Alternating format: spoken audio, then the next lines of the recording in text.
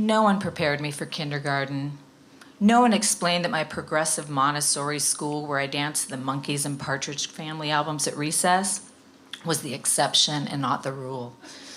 If Montessori was the perfect fit, kindergarten was that itchy wool sweater someone forces us to wear. I'd sit in the exact same spot on the rug each day and cry for 20 minutes straight until the Pledge of Allegiance and My Country 'Tis of Thee was my cue to stop sniveling and participate. It bothered me that the saloon-style potties were inside the classroom. And from my daily perch, I could tell who was going number 1 and number 2 by their shoes or color of their tights. I was that bored. My mom remembers being called at work and asked if I was still enrolled in the afternoon session.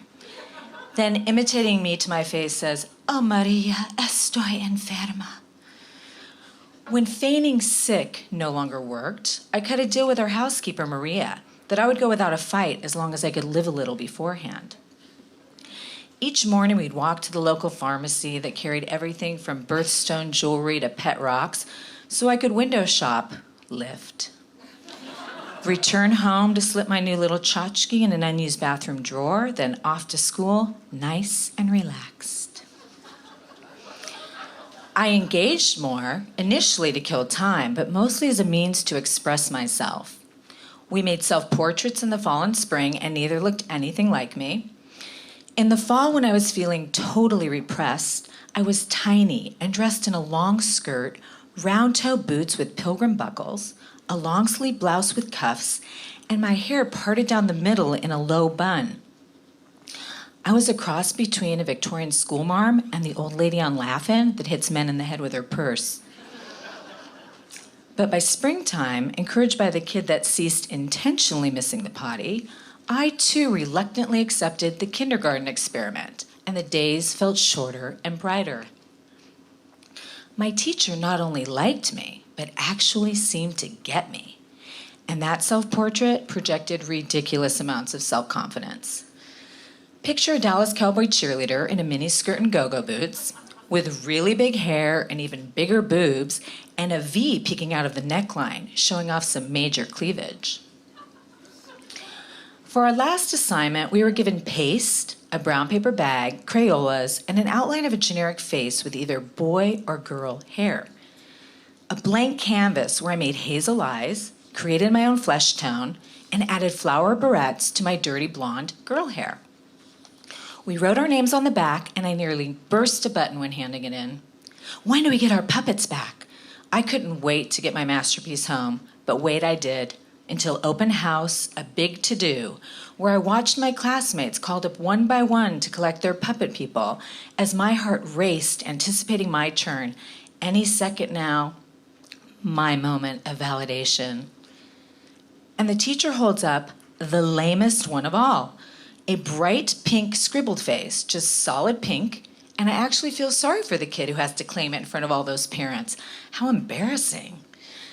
"Suzanne, please come up and get your puppet," I hear, but do not budge. So my teacher calls my name again, louder this time. "Suzanne, it's time to take your puppet home." And everyone turns to look at me, and my face feels hot, and I squirm in my seat. "That isn't mine," I say disdainfully. "Well, your name is written on the back, so it is yours." The standoff continues. "Your puppet's nice, and nothing to be ashamed of," says the teacher, who clearly doesn't get me at all. Calling me a liar in front of a packed house and forcing me to take responsibility for something I didn't do is shocking and downright cruel. "Faces aren't just one color, and mine has flower barrettes," I explain on the verge of tears before I'm forced to walk a walk of shame for pink face. I tried standing up for myself and was silenced, dismissed, and ignored, sending a powerful message to a 5-year-old child that the people we think we can trust won't always have our backs.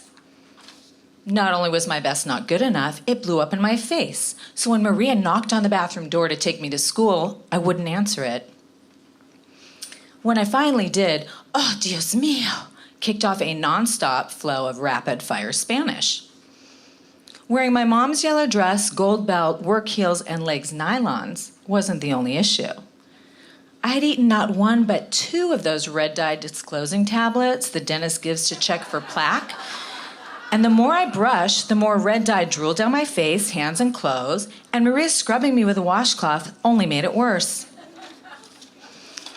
So when Pinkface Incarnate arrives to class looking like I'd just bitten the head off of something, I'm banished to the playground where I climb on the jungle gym until my hardworking mother appears at the gate with the principal. Decked out from head to toe, I shuffle towards her, and she is pissed. "You call this an emergency?" she chides the principal before leading me away. And considering what might happen next, I remember feeling really quite pleased with myself, having done exactly what I felt like doing. My version of the double vert salute. Do I look like I'd use one crayon?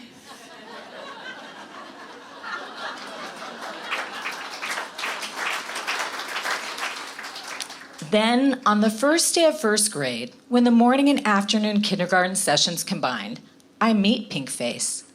But instead of feeling vindicated, I'm more perplexed than ever.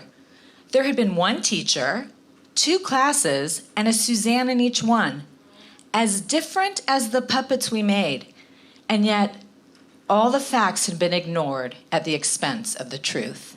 Thank you.